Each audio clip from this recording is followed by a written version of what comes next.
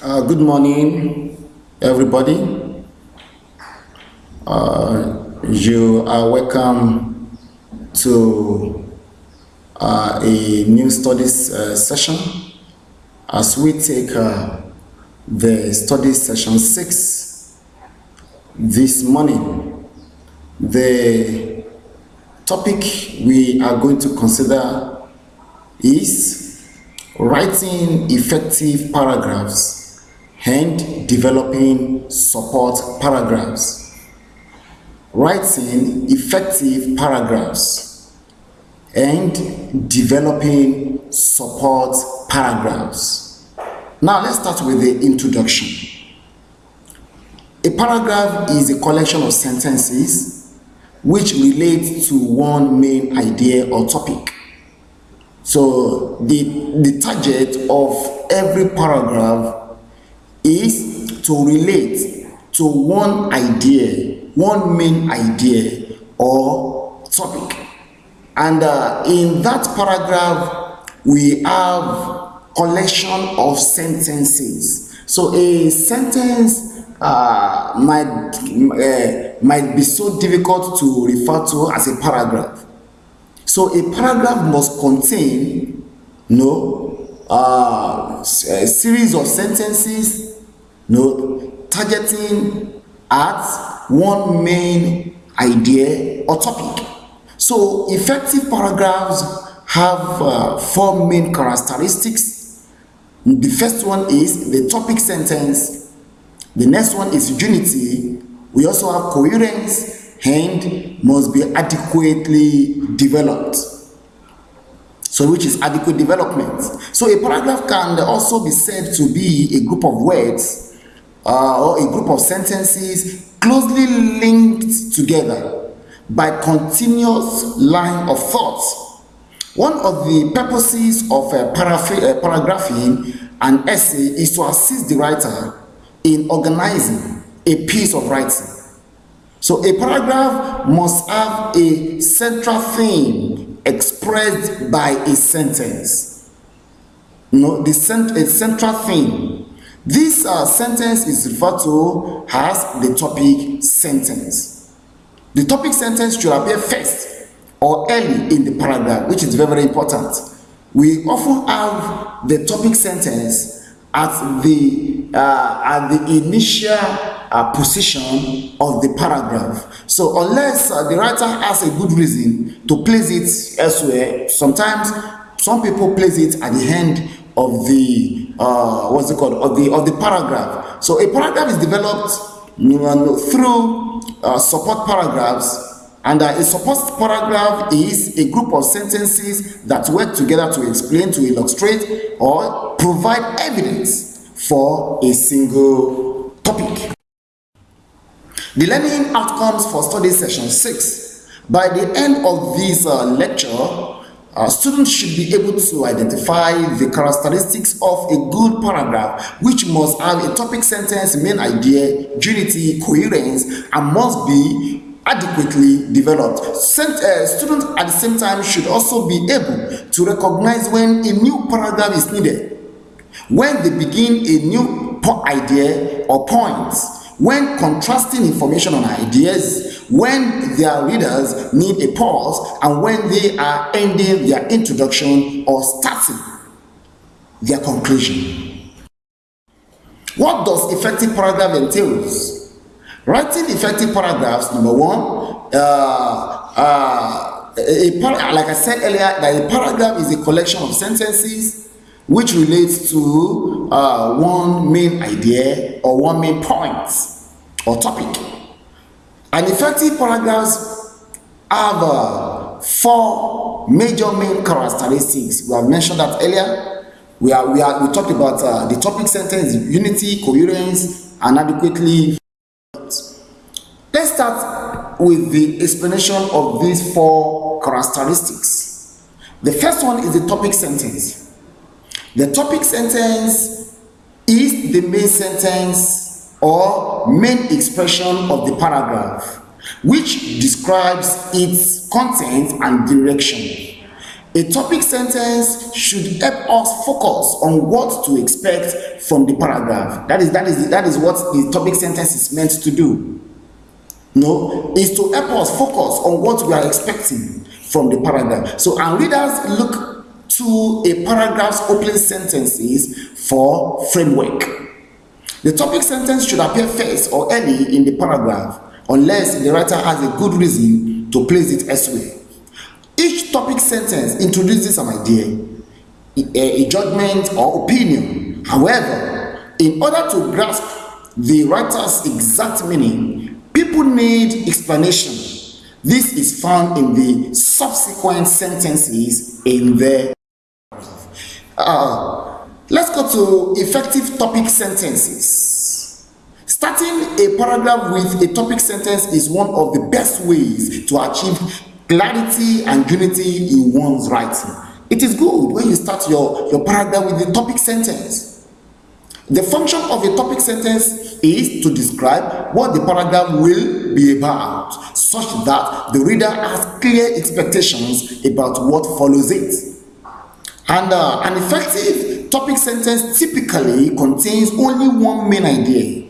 It contains just a main idea. The remaining part of the paragraph then develop that idea more fully, offering supporting points and examples. After reading a topic sentence, one should be able to anticipate the type of information contained in the rest of the paragraph. If the remaining part of the paragraph do not fulfill the promise of the topic sentence, the paragraph will lack unity, coherence, and the paragraph is not adequately developed. That is just that. The next point is unity. One main idea. Unity refers to the extent to which all of its sentences work together or work towards the same end. All the sentences in that paragraph, they work towards the same end. Each phrase and sentence should illustrate, should clarify, explain, support, or address the topic sentence. All of the ideas contained within a given paragraph hang together in a way that is easy for the reader to understand. And when the writer changes to a new idea, one which is not consistent with the topic sentence of the paragraph, all the writer needs to do is to begin a new paragraph. Just to begin a new paragraph. Unity is important because it aids the reader in following the writer's ideas. The reader can expect that a given paragraph deals only with one main topic or one main idea. When a new paragraph begins, this signals that the writer is moving on to a new topic or a new idea. Look at this. Look at these expressions. Employees' attitude at Johnstone Electric Company should be improved. The workers do not feel that they are a working team instead of just individuals. If people felt they were a part of a team, they would not misuse the tools or deliberately undermine the work of others. Now look at this. Management attitude toward its employees should also be improved. Managers at Johnstone Electric act as though their employees are incapable of making decisions or doing their own work. Managers treat workers like objects, not human beings. In this example above, you see, there are two main ideas presented in this paragraph. We have two main ideas. The topic sentence indicates that the paragraph deals with the subject of employees' attitude. That is the first one, employees' attitude. But the paragraph shifts unexpectedly to the topic of management attitude, which is very, very wrong.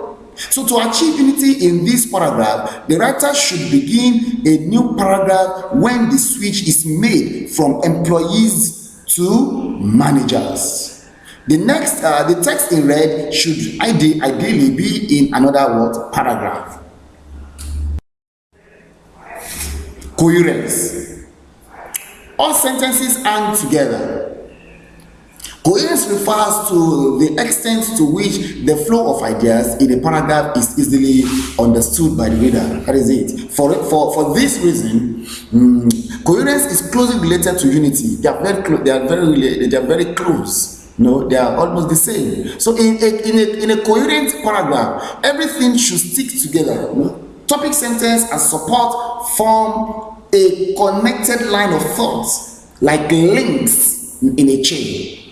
When a writer changes main ideas to or topics within a paragraph, confusion often results. The reader will not understand what such writer is passing across. To achieve coherence, then, a writer should show how all of the ideas contained in a paragraph are relevant to the main topic. Paragraph coherence can be damaged by sentences that are too short or choppy, that are in the wrong order, and when there are insufficient transitions or connectors for linking the related ideas. Look at this badly written paragraph without coherence. Schools should offer courses to help students with the problems of unemployment. Such a course might begin with a discussion of where to find employment, then cover resume writing and interviewing. Algebra and history don't help students with real-world needs. They are required courses that students aren't interested in, and this is frustrating for students who would rather learn about other subjects. If schools offered job skills courses, students would be well prepared for the difficult task of finding a job once they finish school. Another incoherent paragraph. Solar power offers an efficient, economical, and safe solution to the Northeast energy problems. Unless nuclear power, solar power produces. So, unlike nuclear power, solar power produces no toxic waste and poses no danger of meltdown. Solar power is efficient. Solar collectors should be installed on fewer than 30% of roofs in the Northeast. These collectors would provide more than 70% of the area's heating and air conditioning needs. Solar power is safe. It can be transformed into electricity. This transformation is made possible by photovoltaic cells, a type of storage battery. Solar heat collectors are economical. The photovoltaic process produces no air pollution. You can see the defect of the above paragraph. The sentences are too short and choppy. The links between ideas are insufficient. The paragraph reads more like a list than like a flowing discussion, just like as if someone is listening. There is no concluding sentence to complete the chain of reasoning and to give readers clear perspective on what they have just read. Now let's look at this coherent paragraph. Solar power offers an efficient, economical, and safe solution to the Northeast energy problems. To begin with, solar power is highly efficient. Look at the third one. Solar collectors installed on fewer than 30% of roofs in the Northeast would provide more than 70% of the area's heating and air conditioning needs. Moreover, solar heat collectors are economical, operating for up to 20 years with little or no maintenance. These savings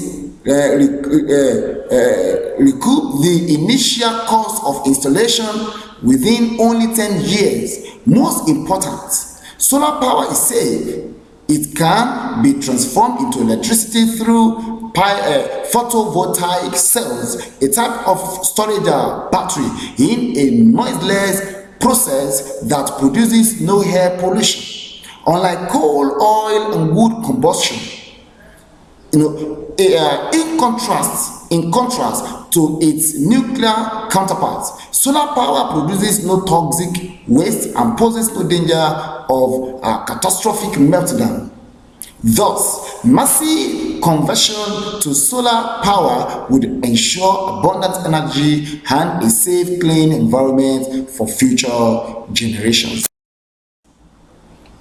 The sequence of thought in the above paragraph can be easily traced. The topic sentence establishes a clear direction. 2 and 3, the first reason is given and then explained. 4 and 5, the second reason is given and explained. 6 to 8, the third and major reason is given and explained, and the conclusion re-emphasizes the main points. Adequacy of paragraph, adequacy of development. Adequacy of development. A paragraph is adequately developed when it describes, explains, in support the topic sentence. If the reader is left with questions after reading the paragraph, that simply means the paragraph has not been adequately developed. Generally speaking, a paragraph which contains of only 2 or 3 sentences is not well developed. That is just that. So a paragraph should contain at least 4 sentences which explain and elaborate on the topic sentence. So I'm often surprised when I see most people and they give a sentence and they call it a paragraph. It's not. That paragraph can never and will never be adequately developed. Paragraph length depends on the writer's purpose and the reader's capacity for understanding. In writing that explains concepts, attitudes, or viewpoints, supporting paragraphs generally run from 100 to 300 words. Writing that contains highly technical information or complex instructions may use short paragraphs or perhaps a list, but word count means very little. What matters is how thoroughly the paragraph makes the point or the idea of the writer. Methods of paragraph development. It should define technical terms or expressions in a topic sentence. It should compare and contrast. It should evaluate causes and reasons. It should analyze the topic. It should describe the topic. It should offer a chronology of an event, that is a time segment. It should use examples and illustrations. It should cite data, facts, statistics, evidence, details. It should examine testimony, which what other people say, such as quotes and paraphrases.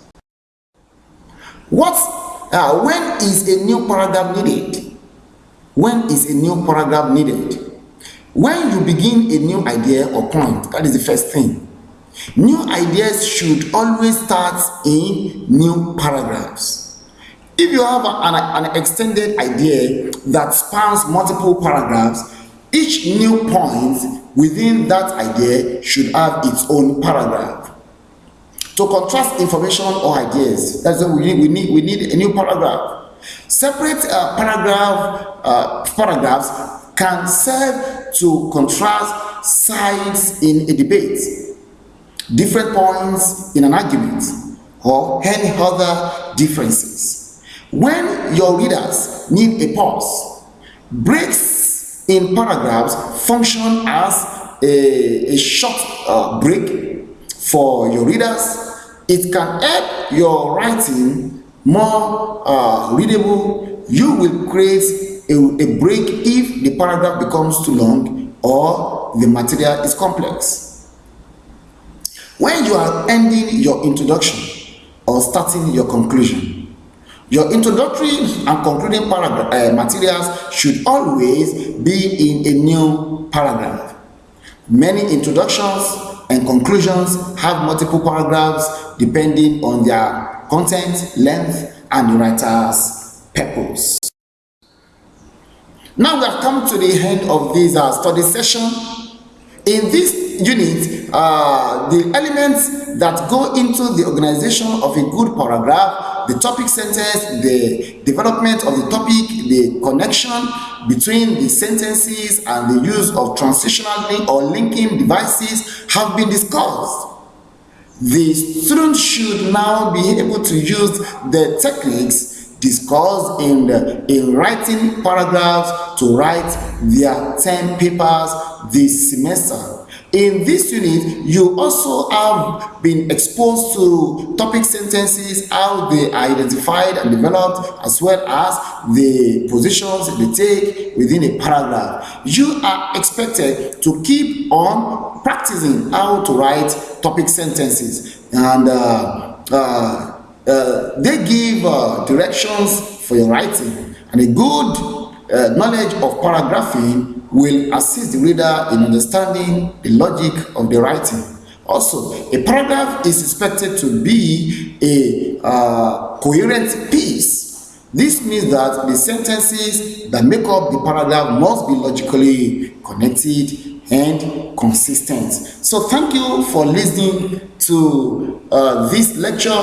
I want you to please make use of this in your 10 papers this semester. Bye bye.